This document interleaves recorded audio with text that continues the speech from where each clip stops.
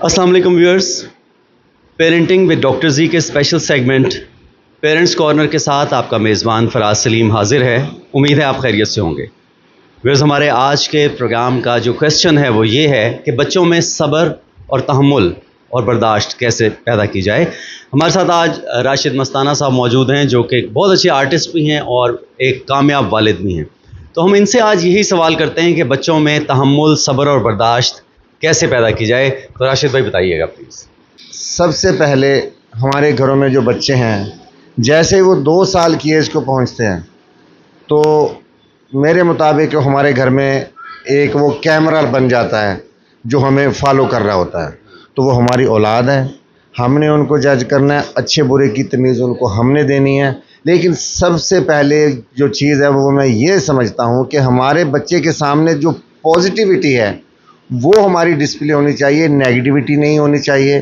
بچے کو جتنا بھی اس معاشرے کے اندر اس نے آگے جا کے سروائیو کرنا ہے وہ ہمارا سکھایا ہوا کرنا ہے، اس نے ہمیں آبزرو کرنا ہے۔ تو کوشش ہم نے یہ کرنی ہے کہ ہم اپنے آپ کو اس کے سامنے پازیٹیو رکھیں، اس کے سامنے اچھی چیزیں جو ہیں وہ ہم اس کو بتائیں، وہ دینی لحاظ سے بھی اس کو بتائیں، تاکہ اس جیسے ہمارے اسلام میں بھی ہے کہ اللہ صبر کرنے والوں کے ساتھ ہے، ہم نے اس کو صبر کی تلقین کرنی ہے۔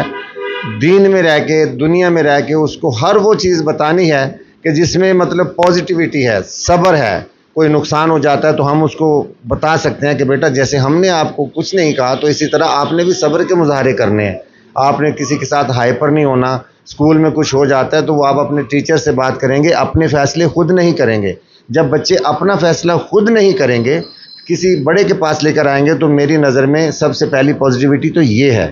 جب بچے کسی کے پاس اپنا فیصلہ لے کر جاتے ہیں تو وہ پھر اپنے آپ کو سچا ثابت کرنے کی کوشش کرتے ہیں، اس کے اندر ان کے اندر نیگیٹیوٹی آتی ہے، وہ اپنے جھوٹ کو سچ بنانے کے لیے جھوٹ بولنا شروع کر دیتے ہیں۔ میں بلکہ یہ سمجھتا ہوں کہ جو جھوٹ ہے نا وہ صبر و تحمل کو بالکل ختم کر دیتا ہے، ہائپر ہونا شروع ہو جاتا ہے بندہ۔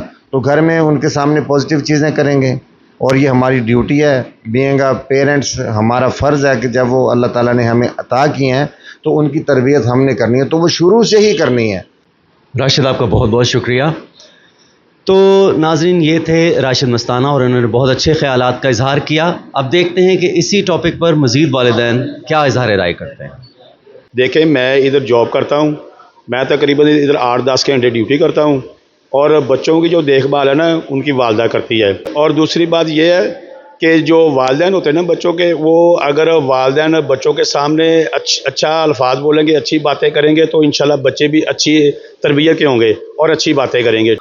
میرے خیال میں بچوں میں تحمل اور برداشت پیدا کرنے کا سب سے جو بہترین سورس ہے وہ ہے اسوۃ حسنہ کی تعلیمات، جو ہمارے نبی کریم صلی اللہ علیہ وآلہ وسلم نے زندگی بسر کی ہے، وہ ایک برداشت کا بہترین نمونہ ہے۔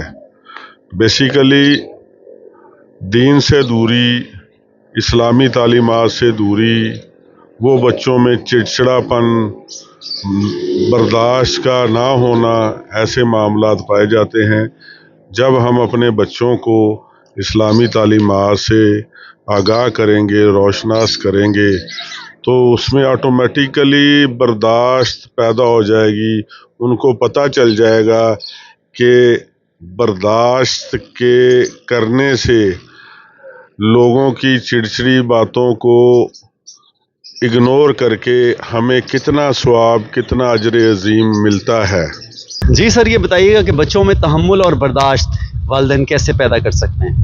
بچوں کے ساتھ بڑے پیار محبت کے ساتھ پیش آنا چاہیے۔ پہلے تو میاں بیوی کا سلوک ہونا چاہیے، میاں بیوی کو آپس میں لڑنا جھگڑنا نہیں چاہیے۔ میاں بیوی کے لڑائی جھگڑا کے دیکھنے سے بچوں پہ بڑا اثر پڑتا ہے۔ صحیح ہے، اگر میاں بیوی کا سلوک اچھا ہوگا تو بچے بھی دیکھ کے ویسی ہی تربیت حاصل کریں گے۔ صحیح ہے، صبر اور تحمل کے ساتھ کام لیں گے، صبر تحمل کے ساتھ کام لینا بڑی اچھی بات ہے۔ السلام علیکم۔ بہت شکریہ۔